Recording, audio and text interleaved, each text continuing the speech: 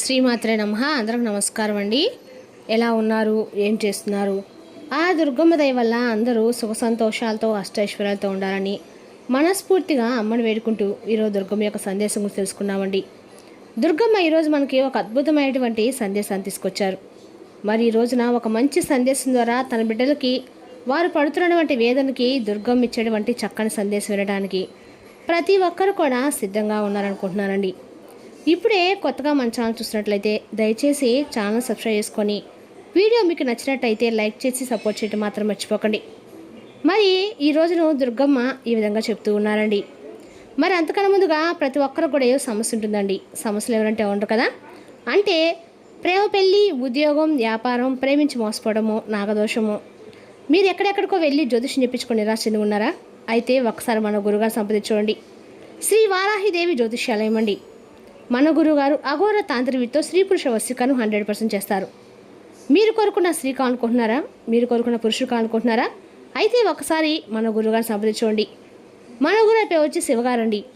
మీరు సంప్రదించిన phone number 9099835894. చాలా నమ్మకమైన గురుగారండి. దూర ప్రాంతం ఉన్నవారు కూడా ఫోన్ కాల్ ద్వారా ప్రతి ఒక్క సమస్యకి ఖచ్చితమైన పరిష్కారం కలదు. ఒక్కసారి నమ్మకంతో ప్రయత్నించండి. 100% ప్రతి ఒక్క సమస్యకి విత్-ఇన్ డేస్లో పరిష్కారం చెప్తారండి. ఇప్పుడు దుర్గమ్మ యొక్క సందేశం గురించి తెలుసుకుందామండి. దుర్గమ్మ ఈ విధంగా చెప్తూ ఉన్నారు. బిడ్డా, అలసిపోయి ఉన్నావు కదా. మరి పూర్తిగా అలసిపోయి నిరాశ ఉన్నటువంటి నీ మనసుని ఈరోజు ఒక గొప్ప విషయాన్ని అయితే నీకు పంపించబోతున్నాను. మరి నా మాట నువ్వు ఎక్కడా కూడా మిస్ అవ్వకుండా పూర్తిగా వినమ్మా.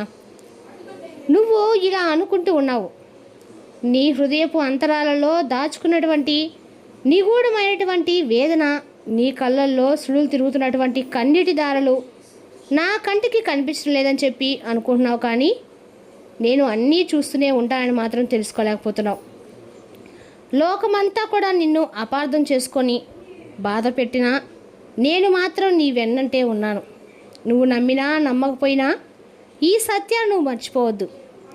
ఈరోజు నీవు నా మాటని విని నీ చేదుకున్నటువంటి ఆ గడియారాన్ని తీసి నా పటము ముందుకుంచు. ఇది కేవలం ఒక వస్తువును నాకు సమర్పించడం కాదు, నీ కాలాన్ని, నీ కర్మని, నీ సర్వస్వాన్ని నా పాదాల చెంత చేర్చడం. నీ చెడు కాలం ఈ రోజుతో సమాప్తమై దివ్యమైనటువంటి కాలం ప్రారంభం కాబోతుంది. కాలం అనేది చాలా చెప్పాలంటే ఒక అప్రహితమైనటువంటి ప్రవాహం లాంటిది. అది ఎవరి కోసం ఆగదు, ఎవరి కోసం తలవంచదు. ఆ కాలాన్ని శాసించే శక్తి ఆ పరమాత్మకు మాత్రమే ఉంటుంది. నువ్వు ఎన్నో రాత్రులు నిద్రలేని కళ్ళతో నా కష్టాల కాలం ఎప్పుడు మారుతుందని నన్ను ఎంతో ఆరాటంగా వేడుకుంటూ ఉన్నావు. నీ ఆక్రానందం నా దాకా చేరింది. అందుకే అడుగుతున్నాను, నీ దగ్గర ఉన్నటువంటి ఆ గడియారాన్ని నా ముందు పెట్టు. ఎప్పుడైతే నీ కాలాన్ని సూచించే ఆ యంత్రం నా సన్నిధికి చేరుతుందో అప్పుడే నీ రాతను తిరగరాసే అధికారం నాకు లభిస్తుంది. నీ భయం, నీ సందేహం ఎక్కడితో పూర్తిగా అంతం చేయి. ఈ ప్రపంచంలో ఏది అనుకోకుండా జరగదమ్మా. గడియారం కేవలం సెకన్ను లెక్కించేటువంటి యంత్రం కాదు, ఇది నీ జీవిత చక్రానికి ఒక ప్రతిరూపం. నువ్వు అనిపించిన ప్రతి అవమానం, నీ చిందించినటువంటి ప్రతి కన్నీటి చుక్క ఈ కాలచక్రంలో లిఖింపబడి ఉన్నాయి. కానీ ఎప్పుడైతే ఆ చక్రం నా అభయహస్తం నెడలోకి చేరుతుందో అప్పుడే నీ దురదృష్టం అదృష్టంగా మారుతుంది. నీ కష్టాల వెనుక ఉన్నటువంటి మార్గాన్ని నేను పూర్తిగా అర్థం చేసుకున్నాను. వాటి నుండి నిన్ను గట్టెక్కించే మార్గాన్ని నేను ఈరోజు చెప్పబోతున్నాను. నన్ను నమ్ముతావుగా? నా పాదాలు నీకు పరమగమ్యం.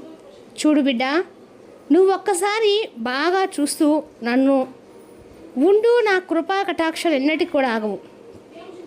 నువ్వు ఏ స్థితిలో ఉన్నా, ఎంతటి అగాధమైన కష్టంలో కూరుకుపోయి ఉన్నా ఒక్కసారి మనస్ఫూర్తిగా నా నామాన్ని తలుచుకో, నా పేరు పిలువు. ఆ తర్వాత పిలుపు విని నీ కాలాన్ని వెనక తిప్పడానికి, నీ విధిని మార్చడానికి నేను ఎల్లప్పుడూ కూడా సిద్ధంగా ఉంటాను. నువ్వు పెట్టినటువంటి ఆ గడియారాన్ని చూసినటువంటి ప్రతిసారి నా రక్షణ కవచం నీ చుట్టూ ఉందని, నా దీవెనలు నీపై ఉన్నాయని నిశ్చయంగా నీవు నమ్మాల్సిందే. ఈ అనంతమైన సృష్టిలో మనుషులు మారుతారు, కాల పరిస్థితులు మారుతాయి. కానీ నేను మాత్రం చూపించేటువంటి ప్రేమ, నా అభయం ఎప్పటికీ మారవు. అవి శాశ్వతం. నువ్వు సమర్పించిన ఒక వస్తువు, దానివల్ల వచ్చేటువంటి ఆ శబ్దం నాతోనే ఉన్నట్లుగా నీకు అనిపిస్తుంది. కాబట్టి నువ్వు భయపడాల్సిన అవసరం లేదు. నీ అంతరాత్మ వినిపిస్తూనే ఉంటాయి నా మాటలు. నువ్వు ఈ ప్రపంచంలో అనాథవి కావు. నీ వెనుక ఒక అనంతమైనటువంటి మహాశక్తి మేఘంలా కమ్ముకొని ఉంది. నువ్వు పడే ప్రతి కష్టాన్ని నేను నా భుజాలపై మూయడానికి సిద్ధంగా ఉన్నానని నీకు తెలియటం లేదు. నువ్వు పడుతున్న ఈ మానసిక వేదన కేవలం తాత్కాలికమైనదైతే కానే కాదు. కేవలము కర్మ ఫలితాల వల్ల నువ్వు అనుభవిస్తుంది మాత్రమే. నీ దశ దిశ పూర్తిగా మార్చబోతున్నాను. రాబోతున్న రోజుల్లో నువ్వు పొందే పరమానందం నేటి కష్టాన్ని కూడా సముద్రంలో ఆవిరిలా మాయమైపోయేలా చేయబోతున్నాను. చూడు, ధైర్యాన్ని విడిచిపెట్టవద్దు. నేను నీ కష్టాలను తుడిచివేయడానికి ఈరోజు నీ ముందుకు వచ్చాను. నాపై భారం వేసి నువ్వు నిశ్చితంగా ఉండాలని నీకు ధైర్యం చెప్తున్నాను. నీ విజయానికి నేనే బాధ్యత వహిస్తాను. నువ్వు నా పాదాల చెంత ఉంచినటువంటి ఒక వస్తువు, అది కేవలం వస్తువులా నేను చూడను. నీ జీవితంలో ఉన్నటువంటి ప్రతి ఒక్క సెకను నేను అన్నీ కూడా లెక్కిస్తూనే ఉంటాను. నువ్వు తెలియక చేసిన పాపాలు, నువ్వు మోస్తున్న పూర్వకర్మ దోషాలు అన్నీ కూడా పవిత్రమైనటువంటి మంటల్లో కాలి బూడిద చేస్తాను. ఇకపై నువ్వు పరిశుద్ధమైనటువంటి హృదయంతో, అంచలమైనటువంటి విశ్వాసంతో ముందడుగువే. నువ్వు చేపట్టే ప్రతి పనిలో కూడా ఈ దుర్గమ్మ నీకు తోడుగా ఉండి నీ గమ్యం వైపుకు తప్పకుండా నడిపిస్తుంది. చూడు బిడ్డ, విశ్వాసం అనేది అన్నిటికంటే గొప్పది. నువ్వు నన్ను ఎంతగా నమ్ముతావో నా దివ్యలీలలో కూడా నిన్ను అంతగా అనుభవంలోకి తీసుకొస్తాయి. చూడు, నువ్వు నా సన్నిధిలో నిల్చొని నీ జీవితకాలం పడినటువంటి కష్టాల గురించి వివరిస్తూ ఉన్నప్పుడు నేను అన్నీ కూడా వినడం లేదని చెప్పి అనుకున్నావు. కానీ నేను నీ కష్టాల గురించి, అలాగే నీ కర్మల గురించి, నీవు పడుతున్నటువంటి వేదన గురించి, అన్నిటిని గురించి కూడా నేను అర్థం చేసుకోగలను. కానీ నువ్వు అనుకుంటూ ఉంటావు నేను నిన్ను మర్చిపోయానని. నువ్వు ఏకాంతంలో చేసినటువంటి ప్రార్థనలు సైతం నాకు దక్కాయి. నువ్వు ఎక్కడ నన్ను ఏ విధంగా తలుచుకున్నా కూడా నీ ప్రతి ప్రార్థన కూడా నేను వింటూనే ఉంటాను. నువ్వు నన్ను తలుచుకోవటమే లేటు. నీ ముందు, నీ వెనక ఎప్పుడు నేనే ఉంటాను. ప్రతి ఏకాంతంలో నువ్వు చేసిన ప్రార్థన సైతం నేను విన్నాను. కాబట్టి నువ్వు భ్రమిస్తూ ఉన్నావు. నీవు చిందించిన ప్రతి కన్నీటి చుక్క నా పాదాలకు అభిషేకించింది.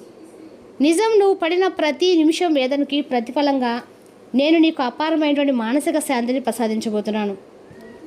చూడు బిడ్డ, కొద్ది క్షణంలోనే నీ దుఃఖం అంతా కూడా దూరం అయ్యేలా చేస్తాను. నీ జీవితంలో మరలా వసంతం వికసించేలా చేస్తాను. ఆ వెలుగును నువ్వు స్వీకరించడానికి సిద్ధంగా ఉండాలి. నువ్వు ఎవరి కోసమో, దేనికోసమో అనవసరంగా చింతించడం మానుకో. ఎవరైతే నిన్ను అర్థం చేసుకోకుండా విడిచిపెట్టారో వారి గురించి పూర్తిగా మర్చిపో. నీ భవిష్యత్తుకు అవసరం లేని వారి గురించి ఆలోచించవద్దు. ఎవరైతే నిన్ను నిస్వార్థంగా ప్రేమిస్తారో అటువంటి ఉత్తమమైనటువంటి మనుషులు నేను నీ దగ్గర చేరుస్తాను. నన్ను నమ్ముతావు కదా? త్వరలోనే నీకు తప్పగా పరిచయం అవుతారు. కాలం నీకు ఒక గొప్ప పాఠాన్ని నేర్పించింది. ఇప్పుడు ఒక గొప్ప బహుమతిని కూడా ఇవ్వబోతుంది. నేను నీకు అండగా ఉన్నంత వరకు నీకు ఏ లోటు రానివ్వను. చూడు బిడ్డ, రేపటి గురించి నీకు ఎందుకమ్మా అంత ఆందోళన? నీ భవిష్యత్తు నేను ఇప్పటికే దివ్యంగా, సుందరంగా తీర్చిదిద్దాను. అలాగే నేను నీకు వాగ్దానం కూడా చేస్తున్నాను. నువ్వు కన్న కళ్ళన్నీ కూడా ఒక్కోటిగా సాకారం అవుతాయి. నీ నమ్మకం ఎంత గొప్పదైతే నీ విజయం కూడా అంత ఘనంగా ఉంటుంది. నీ నోట నామం ఎప్పుడు కూడా ప్రతిధ్వనిస్తూ ఉన్నంతకాలం నీ దరిదాపులకు కూడా ఏ విపత్తు కూడా రాలేదు. నీవు అనుభవిస్తున్నటువంటి ఈ కటిక దరిద్రం, ఈ దీర్ఘకాలిక అనారోగ్యం, ఈ అశాంతి, ఇవన్నీ ఇక్కడితో అంతం కాబోతున్నాయి. చూడు, నీకు ఈ రోజు నుండి ఒక అద్భుతమైనటువంటి మలుపు తిరిగినట్టే. నువ్వు వెతుకుతున్నటువంటి ఒక లక్ష్యం నీకు స్పష్టంగా కనిపిస్తుంది. నువ్వు కోరుకున్నటువంటి గౌరవం నీ చెంతకు చేరుకుంటుంది. నువ్వు అనుభవించిన కష్టాలకు రెట్టింపు సుఖాలు నేను నీకు అందిస్తాను. ఇది నా మాట, ఇది నా వాకు, ఇది నా దివ్యలీలలో ఒక భాగం. నీ పరిమిత జ్ఞానానికి కూడా నన్ను అర్థం చేసుకోవడానికి సాధ్యం కాదు. అన్నీ అగాధమైనవి, అనంతమైనవి.